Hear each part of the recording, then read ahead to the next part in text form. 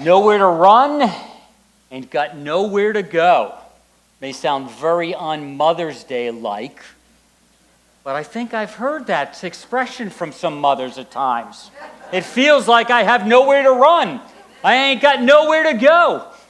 Even the best mothers have felt this way. And sometimes this is what happens. Maybe this is what happens someday.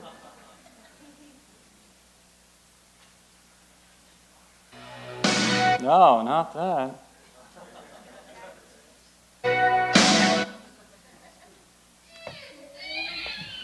Dad's out shoveling the driveway. Mom desperately needed a treat to get through the rest of the night. So I'm hiding in the pantry, eating a treat. Is that wrong? They don't ever go away. They want everything you have.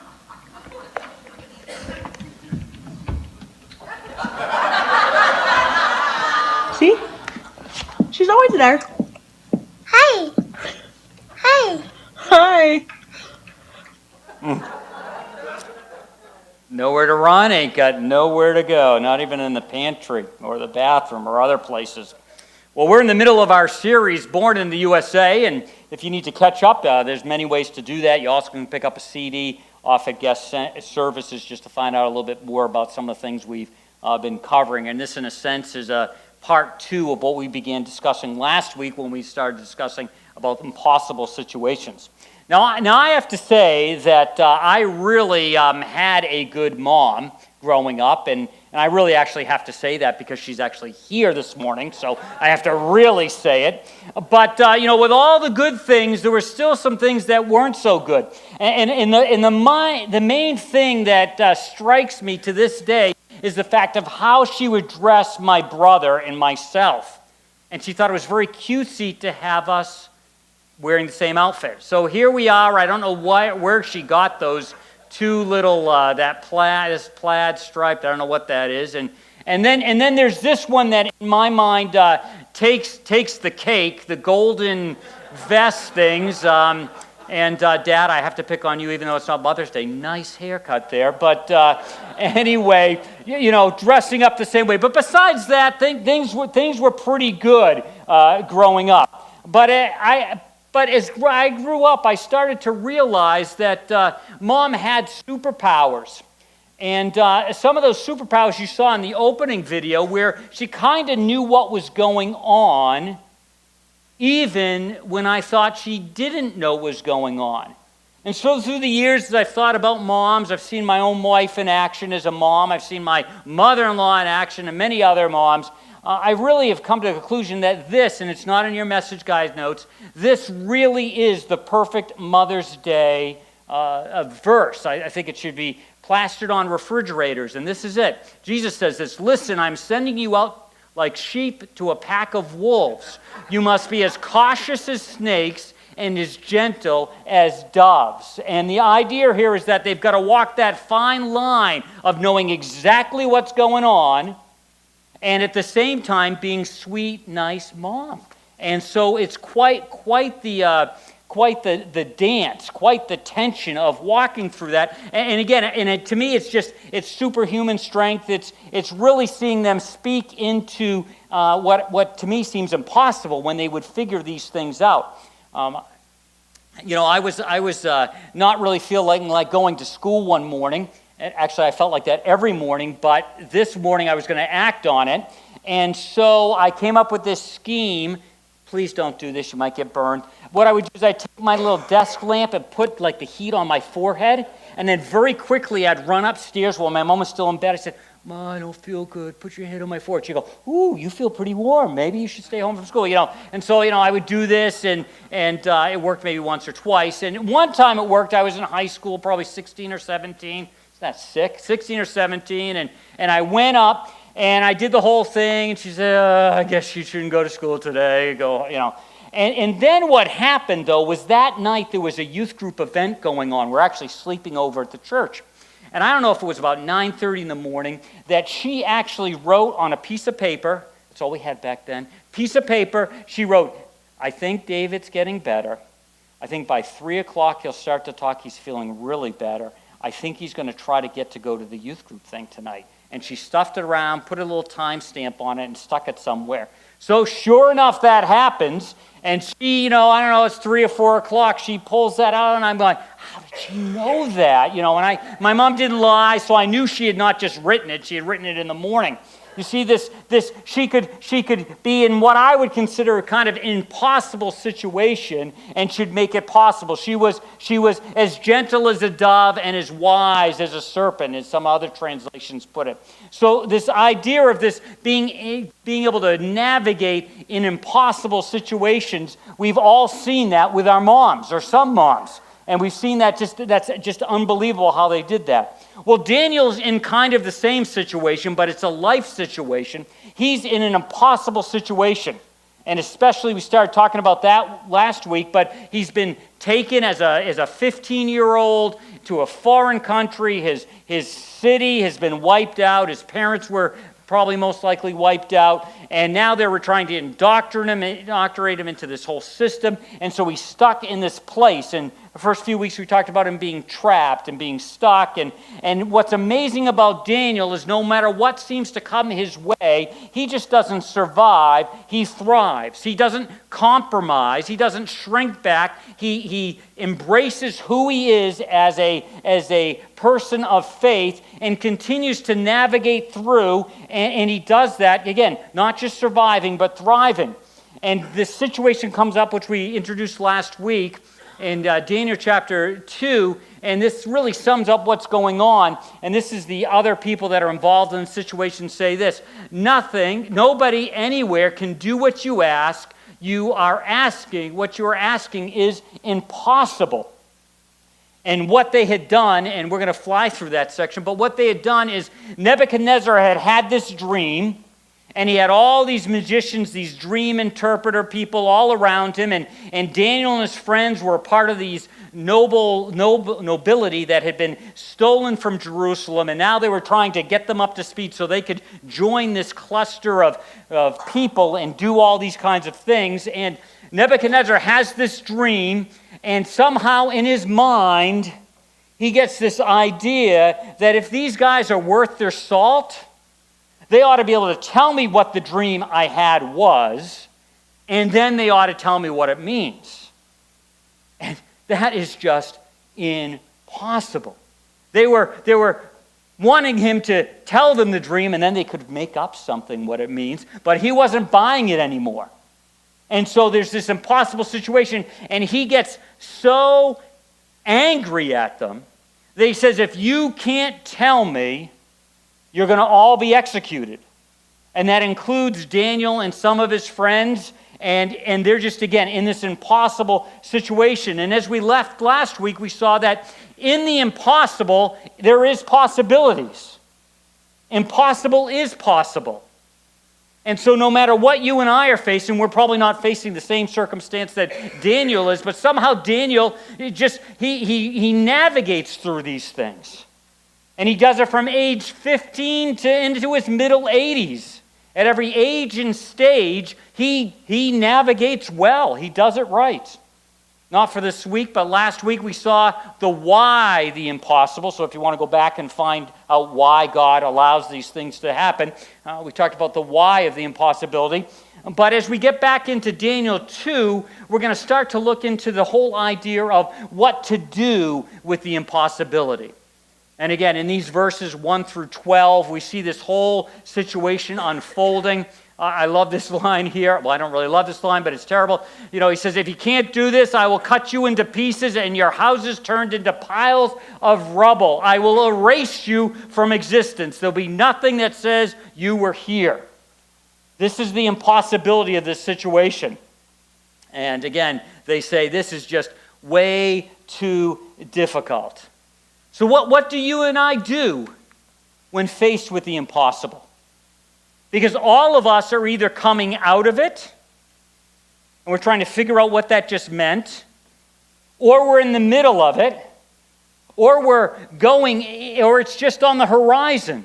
We're always going to be placed in these situations that are impossible. And can we not just survive it, but can we thrive in it? And some of us are going to face these moments that are impossible for the duration of our life. Some of us have health things that are just not going away. They're just not going away. We're going to have to deal with that. Some of us are in relational situations. Some of us are in financial situations that are impossible. And we go, oh, the weight of this, it is impossible. But as we started to talk about last week, that when you and I enter into a relationship with God through Christ, when we say yes to Him, we can find that it is possible to function in the impossible. It is possible. And so Daniel has a lot to say about this in the way he responds to what he does. Verse 13 says this, "So the decree was issued to put the wise men to death, and men were sent to look for Daniel and his friends to put them to death." I mean, this is in live time. This is happening. King is ripping at them. I think there's some irony. He's afraid of what this vision, this dream could mean, but he's also sick and tired of these guys that make a big stink about everything and act like they have all this wisdom and all these special powers, and it's just a game. He's kind of getting that. We talked a little bit about those kinds of things the first week. And in our first response we see from Daniel is this. Last week we said, don't be afraid, but this week I wanted to say it this way. We see it that he is calm and responsive. Calm and responsive. It's happening, it's live. The men are going to find Daniel and his friends because it's time for everybody to be executed. You can think of times where all of a sudden you're in the middle of a crisis, and it just like happens. And we know that we're in the middle of those crises. It is very easy to be reactionary rather than responsive. Sometimes we want to train ourselves. Thankfully, our police and our military and our medical people, they train so they're not caught up in the crisis so they can respond to it rather than react to it. Because all of us have been in those situations where we have not been calm, not been responsive, and we make it worse. So Daniel, 17-year-old, we're saying this is 2 years into this 3-year training. This is all unfolding. This is what he does. He sees the commander of the king's guard has gone out to put to death the wise men of Babylon, which includes him. And Daniel spoke to him with wisdom and tact. Wisdom and tact. This 17-year-old is calm and responsive. You know, when we think about what's going on in our lives or the possibilities of what is going on in our lives, the impossible thing that's weighing us down, we can learn a lot from Daniel. Slowing down, taking a deep breath, and trying to lean into wisdom and tact. Earlier on in this series, we talked about how Daniel, when it came to the dietary laws that were being imposed on him, he wasn't demanding. He asked. He said, is there another way? He didn't march and picket around the palace. If he did that, that would have been the end. He was calm and responsive. He had tact. So really quickly, the question we have to ask ourselves when it comes to one of these 8 things we're talking about is this. What am I rattled about today?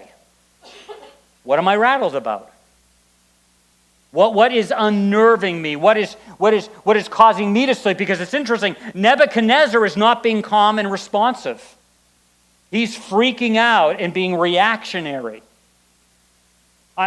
Daniel, we know how his life is going to unfold because we see it in the writings of Daniel. But Daniel's a good guy to have in the court of the kingdom. And Nebuchadnezzar is, in a sense, cutting himself off if he takes out Daniel and his friends. Daniel's friends will make a huge difference. Sometimes you and I get rattled and we may not go to execute someone. But our words, our tone, our posture is the same as executing their spirit, their heart. We tear them down. What's rattling us? I could share you stories of when I was rattled by something and I would come into my home and I would bring the rattling with me and I would treat my wife and my kids not the way they should be treated. Not horribly, but just I would let all my energy be used up, and it would affect the way I interacted with them. I was reactionary. I wasn't calm and responsive. And what I must go, this must be made up. How could any 17-year-old be this way? Well, we've already talked about earlier that he made spiritual deposits in his life, so the resources were there that when the impossible was really laid out before him, he was calm and responsive. Number two, we need to understand the specifics and motivations. We need to, what's causing this? What is causing this craziness? What is causing this impossible demand? Sometimes there's people in our lives that can put the impossible on top of us, their expectations. Sometimes at work, get this done now, this way, this way, this way. And you go, I don't have the time, I don't have the resources, I don't have the capacity. And you're like stuck. Why is this person acting that way? Why is this person putting the impossible on me? Why am I here? For the king, Daniel talks to him. He asks the king's officer, why did the king issue such a harsh decree? And then Arioch then explained the matter to Daniel. Why did he do this? If you and I are going to get into these impossible things, especially the ones that are put on us, or the ones that are just a part of living in a broken world, we need to understand what's going on. What do I need to recognize in this impossible situation? How do I need to decode it? Figure it out, take it apart, so that I can see what the next steps are. And in another story, which we're going to see in the next few weeks, we're going to see that, all of us are, maybe those of us who are familiar with the story know the outcome and it works out great and everything. But there are times where Daniel and his friends don't know if the outcome's going to work out. And they actually raise that in the situation. Daniel doesn't know how this is going to work out. There are sometimes impossible situations that don't work out great. But you at least need to slow down and understand it. Sometimes we've got to understand ourselves. We've got to ask ourselves, why am I coming unglued? Why did something so little, so small, push all my buttons? And you might discover it's not even the situation, it's you. Maybe it's something that happened a while ago, a few years ago, 10 years ago, 20 years ago. Maybe it's a comment that someone said to you, and all of a sudden you get a little bit of a hint of that, and all of a sudden you're right back there 20 years ago, 30 years ago. And you need to recognize that in yourself. You need to recognize that in the situations. What do I need to recognize? Daniel wants to see what the issue really is. Why would the king act this way? So he requests some time to develop a solution. Daniel goes in and sees the king, and he goes, "Yeah, I need some time to see if I can figure this out." So he might interpret the dream for him. And in this case, we see that the king gives her some time.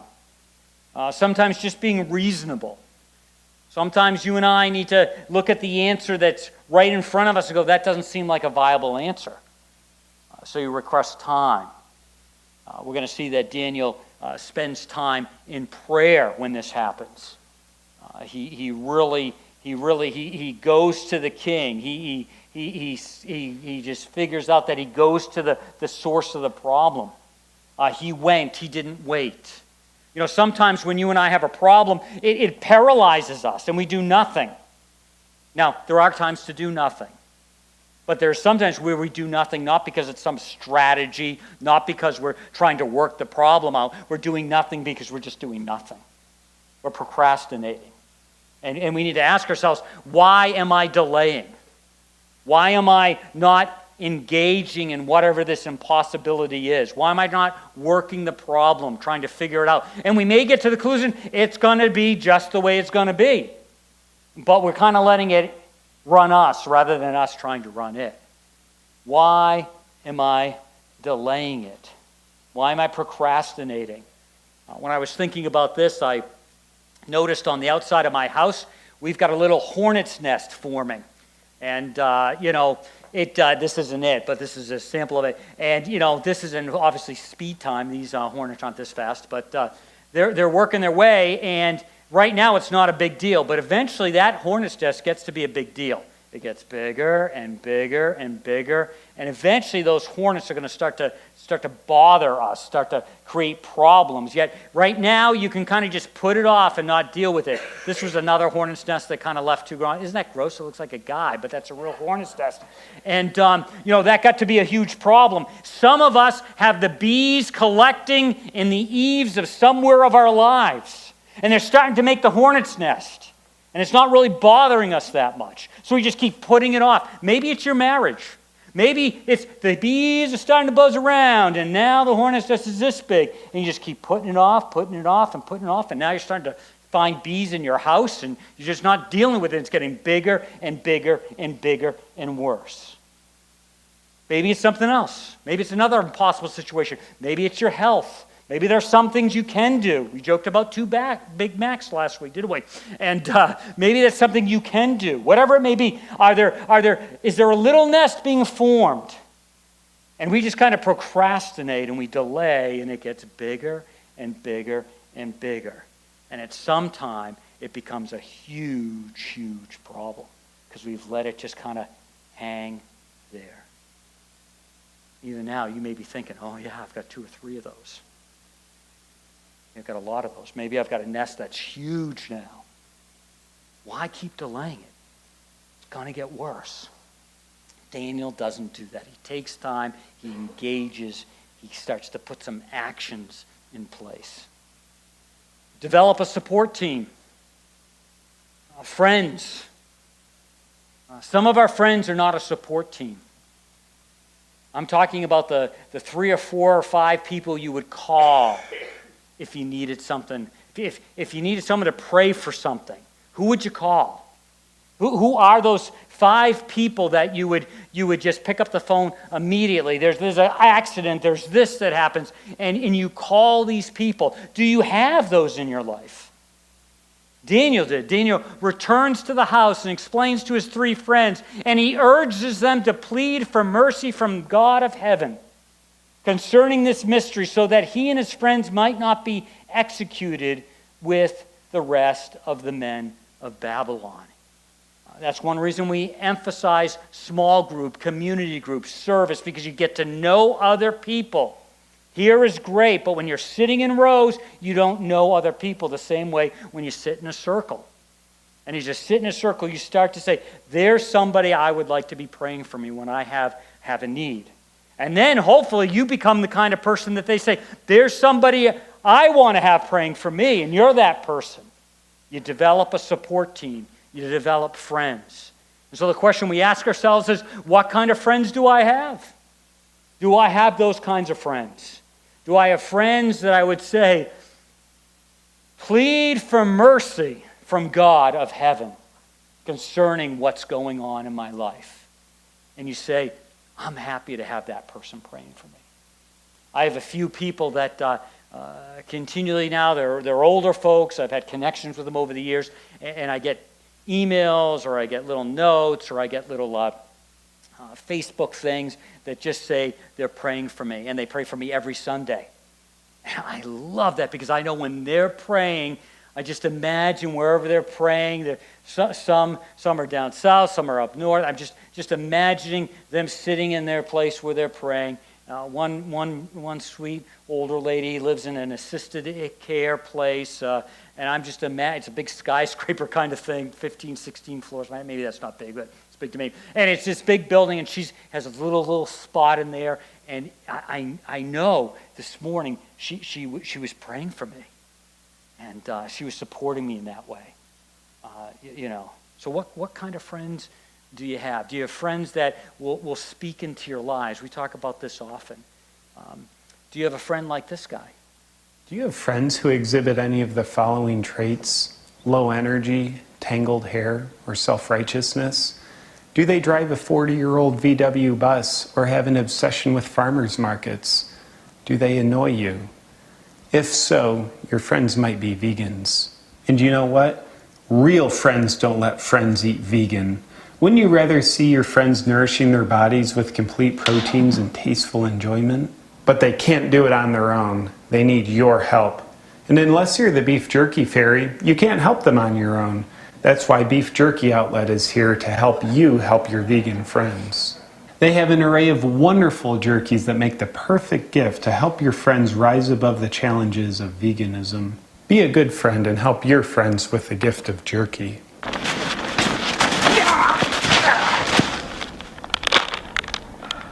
I just care about you, man. Yeah, something like that. Now, I'd say go over to Schrader's and get some jerky. I just had something like that on Thursday. I think I picked up a package. But anyway, do you have friends that actually can speak into your life? Do you have friends that would tackle you in a sense? I'm just going to fly through this. You'll see this on Facebook. If you're a friend of us on Facebook, there's a little blog article that's being posted this morning that says, friends that will ruin your life. And they come up with a few things. The friends that tell you what you want to hear, those kinds of friends. This is in your notes. Those that aren't serious about God, those kinds of friends. No ambition friend. And I love this Francis Chan quote. Our greatest fear should not be of failure, but of succeeding at things in life that don't really matter. And, the attention must be on me, friend. The everyone else is doing it, friend. The sees the worst in every situation or worse than everything, friend. And doesn't know how to forgive, friend. And that's just not for young people. It's for all of us. What kind of friends do you have? Daniel had good friends, and they were there for him. Also, we need to trust God to provide a supernatural provision. There are times where we come at the end of ourselves. Actually, there's all the times we come to the end of ourselves. Do you actually believe that? Are you such a self-made person that you don't actually need God? You want God for eternity, you trust Him with your salvation, you trust Him with heaven, all that kind of stuff. But for the day in, day out, I got to do it on my own. Obviously, I'm not advocating sloppy living and all of that. But there are some of us that don't have any opportunities for God to step in, or we don't think we have any. Jeremiah, a person that was around when this is all going on with Daniel, he didn't get deported, stolen, captives, and sent to Babylon. He probably stays in Jerusalem, if you know the story about in the area of Jeremiah, and ends up maybe even going to Egypt. There's a whole big story about that. But while this is all going on, this is something he writes. He says, "Call to me and I will answer you. I will tell you marvelous and wonderful things that you could never figure out on your own." I don't think Daniel got this in an email blog or something from Jeremiah, but Daniel would do this with his friends. He would beseech, don't use that word, he would call upon God and say, I need you to supernaturally jump into this situation. It's impossible. It's impossible. Show up. Jeremiah, Jesus' half-brother, says this, if any of you lack wisdom, you should ask God, who gives generously to all without finding fault. Finding fault, he doesn't go, oh, you need help with that? Can't you pull that off? He doesn't find fault. He actually likes it when we ask for help. He never feels like hiding in the pantry, even though many of us do at times. He's not that kind of a God. He is not that. He does not hold it against us when we ask, and it will be given to you. This idea that there's all these things that we can ask and God wants to show up and work in our lives. It may be in a different way than we expect, but He does want to show up and work in our lives. But He wants us to ask.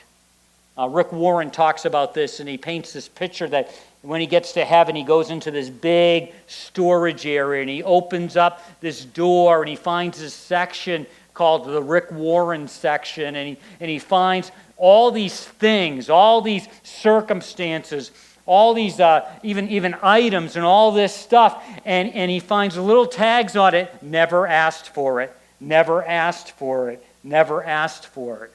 He goes, that horrifies me. What if I walk through life and am not in communication with my Heavenly Father, especially in the impossible situation or in any situation, and just don't even ask for Him? As a dad, I like it when the girls ask. I like to come alongside with them. I like to help them out with stuff sometimes when it costs money. But I like it when they call and they ask my opinion. I like that. And I want to help them. And it makes me want to help them even more because they're trusting me. When someone asks you from a sense of trusting you, I don't know about that, but with you, that energizes me. I think that energizes God. When I go, God, I'm trusting you, I'm asking you because I think you can do this. Then all of a sudden he's like, yes, I love that. And I love providing for my children when what I provide actually helps them. Very quickly, ask, as you can think of this as three things, the same thing: ask, seek, and knock. And that's where we're asking. We're involved. We're engaged in that. So we ask ourselves, what am I leaning on? What am I leaning on? Where am I at with all of this? Am I leaning on myself when it comes to the impossible? Am I just giving up? Or am I, in a sense, looking to God?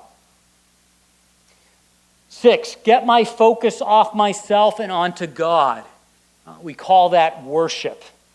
Sometimes when we think of, what's worship? Oh, we sing some songs, we're worshiping. No, it's when we take our eyes off ourselves and put them on God. We value Him. So you and I can worship any place we go. We can worship at school. We can worship at work. It's when we look at this situation and we take our eyes off ourselves and put them on Him. It can happen anywhere. And that's exactly what Daniel does. Then Daniel praises God of heaven and said, "Praise be to God, the name of God forever and ever, and wisdom and power are His." And he just continues to go on with this prayer, and he's just celebrating who God is. He's worshiping Him, but he's taking his eyes off himself and putting them on God. So the question with this one is, what do my prayers reveal? What do my prayers reveal? What do I pray for? Do I pray for a change of circumstances, or do I pray for a change of my heart? Do I pray for stuff? I pray for things that actually I wouldn't want other people to know, or do I just not even pray it because I know my heart is so grabbing onto things that God would kind of like say, "Wow, what are you doing with? Why do you even want that?" And so we just know. So what do my prayers reveal?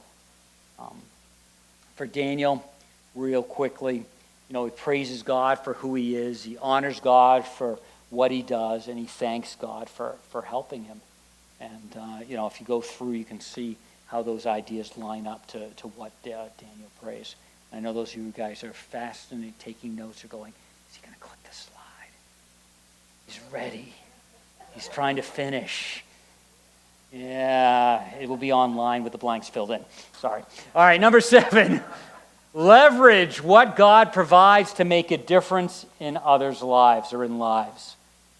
What's Daniel do? He's trying to make it, he wants to save his life, he wants to save his friends' lives, but he wants to save everybody's lives. And these everybody people are coming from all kinds of different walks. He actually cares about other people. Even if they don't agree, don't do what he does, he just wants to see people get saved from the king. He's motivated that.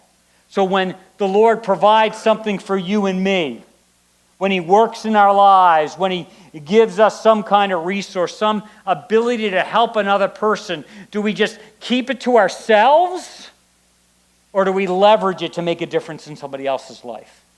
When we celebrate communion once a month around here, one of the things we talk about is not just remembering what God's done for us, but then seeing what we can do, what he's done for us with others. So we do that love offering thing. Because we don't want to just be okay for ourselves. That's why we want to engage in the community. We want to leverage the goodness we've just sang about of God in our lives. We want to engage that and open the eyes to other people, and maybe they'll get a glimpse of the God that we're trying to follow. And we can't do that if we just stay inside these 4 walls. We need to be out there. So instead, when we have goodness in our life, it isn't just so that we can be safe and be comfortable and be wonderful and all those kinds of things. It's so that we can actually leverage it to make a difference in somebody else's life. And this is exactly what Daniel does. He goes to the king. And he is happy that the news that he has doesn't only save his life, but it saves everybody's life. And the question we ask, am I a difference maker? Are you a difference maker? Do you make a difference in other people's lives? Intentionally. Does it happen just by accident? Or are you engaged in seeing how you can take what God has given you and leverage it to make a difference in somebody else's life? I'm not going to talk about this, but you can go online and find some really good sources on what the dream means and these kinds of things. And these are just some good ideas about that. But I'm going to jump on to point 8. Point 8 is this: point people to God. When Daniel gets his answer, he doesn't take any credit. He doesn't take, this is interesting. He says, there is a God in heaven.